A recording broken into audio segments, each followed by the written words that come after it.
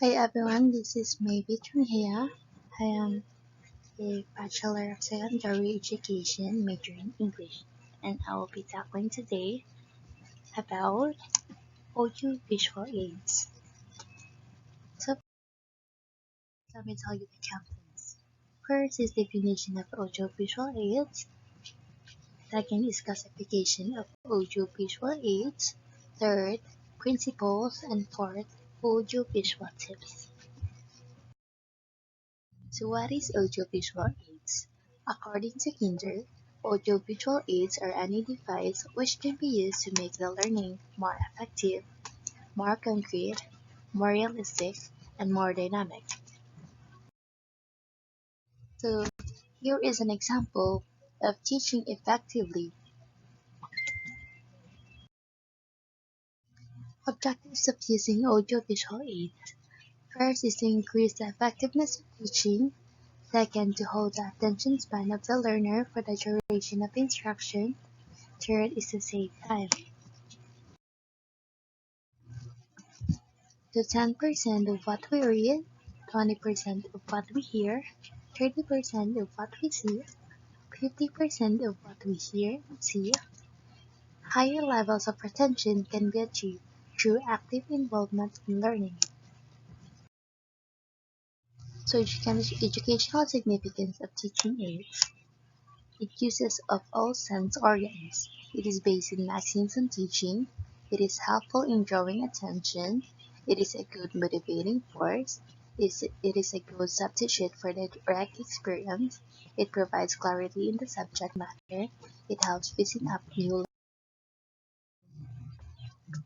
It meets individual differences, requirements, facilitates quick comprehension and retention of concepts, encourages healthy classroom interaction, helps in positive transfer learning, solves the problem of verbalism, reduces meaningless words, quickens the pace of learning, and overcome possible hurdles during teaching.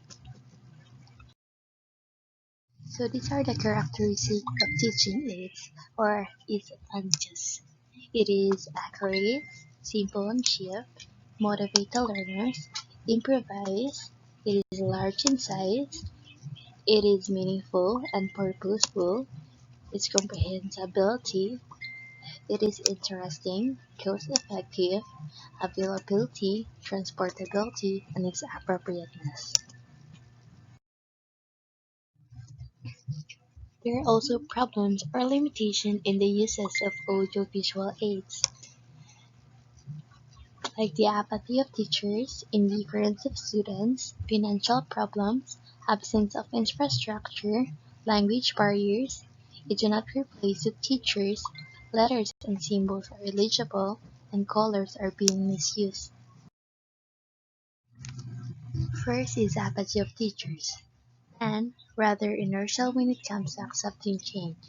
A vast majority of teachers still prefer to use the chalk-talk method, through which they were taught. Hence, they are generally change resistant. Indifference of students. Judicious use of teaching aids will arouse interest, but sometimes it could enhance boredom and indifference at times. Financial problems. The one-time investment in these aids are costly and may not be affordable by all schools. Absence of infrastructure.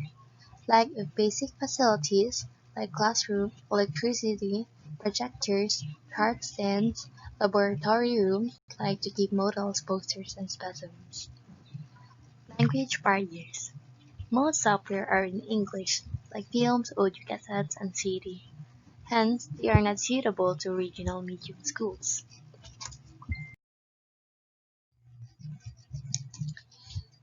It do not replace the teacher. Letters and symbols are illegible. Colors are misused. Require more time for planning and preparation. Tempts the teacher to narrow down the subject. So it is an example of colors are being misused. Classification of audiovisual aids. First, traditional type of classification. Next is the classification based on type of projection. Text classification based on motion, classification based on dimensions of object, teaching aids based on size of media, teaching aids based on the number of sense organs used. Traditional type of classification. First is audio aids. Add a live flag effect to the textbook and other printed materials used to teach the target language, like radio, tape recorder, CDs, gramophone, megaphone, and mic. Next is visual aids. An instructional device such as an arm, chart, map, or model that appeals chiefly to vision, like chart, as what I have said, bulletin board, drawings, posters, pictures, and flashcards. The third is the audio-visual aids. These are those devices which are used in classrooms to encourage teaching learning process and make it easier and interesting. Audio-visual aids are the best tool for making teaching effective and the best dissemination of knowledge, like computer, lecture, films, and television. So, based on type of projection, projected aids, projecting visuals onto a screen, like silent motion pictures, film strips, micro-projection, opaque and overhead projector, magic lanterns, and slide projection. So there's example of a film strip projector, a slow motion picture, and a television. Non-projected aids, like different types of boards, display material, photographs, posters, maps and graphs, cards and models, specimens, books and illustrations. The base in motion or movement is divided into two. First is static aids. These are those used in classroom teaching which do not move, like charts, flashcards, slides, and OHP. Second is dynamic aids. Those aids in which visuals or parts which are capable of being made to move by mechanical principles, like working models, motion pictures, television, and computers. Based on dimension of object, it is divided into two. Two-dimensional aids. In these aids, only two dimensions, width and height, are only visible, like charts, graphs, maps, pictograph, boards of different types.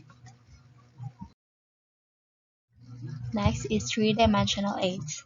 In these aids, all the three dimensions of length, breadth, and height are visible, like models, objects, specimens, globes, mock-ups, and puppets. Based on size of media, two types. Big media includes computer and television, and little media like radio, film strip, graphics, audio cassettes, and etc.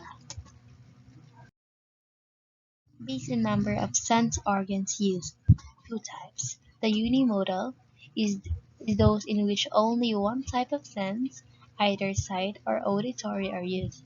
Example like audio aids or like visual aids. Next is bimodal, is those in which both the sense organs visual and auditory are used. They could be classified as electronic and non-electronic. Examples of non-electronic are books, handouts, chalk and board, mannequins, models, and flip charts. Electronic examples are overhead projector, slide projector, and computer. So this is a projector. Steps.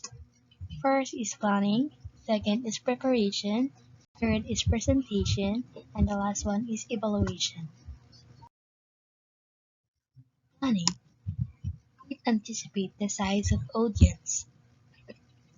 Think about the quality of material to be used, appropriateness to the subject, availability of facilities for its use, manner in which it is to be used.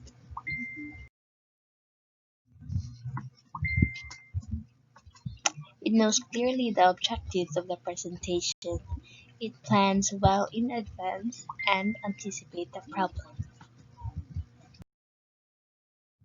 Next is the preparation. Select the convenient and comfortable place setting arrangement must be.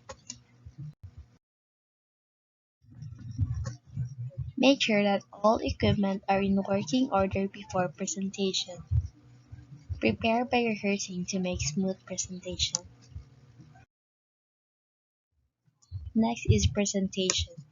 Motivate the audience and stress key points you observe during the presentation. Present aids at right moment in a proper sequence. Display only one aid at a time and remove all unrelated materials. Stand beside the aid, not in front of it. Last one is evaluation. It is by providing discussion and feedback, evaluate the effectiveness of audio-visual aids in the lecture. Principles. Principles of selection, principles of preparation, principles of physical control, proper presentation, principle of response, and principles of evaluation. So these are audio-visual tips. First is select the correct aid, prepare prior to instruction, be familiar with the equipment, know how to use the aid, make sure all the students can hear and see the aid, check for the effect of the class, practice using different types of aids, be flexible, select an audio-visual aid that is appropriate for teaching the training, and lastly, it is objective. Thank you for listening.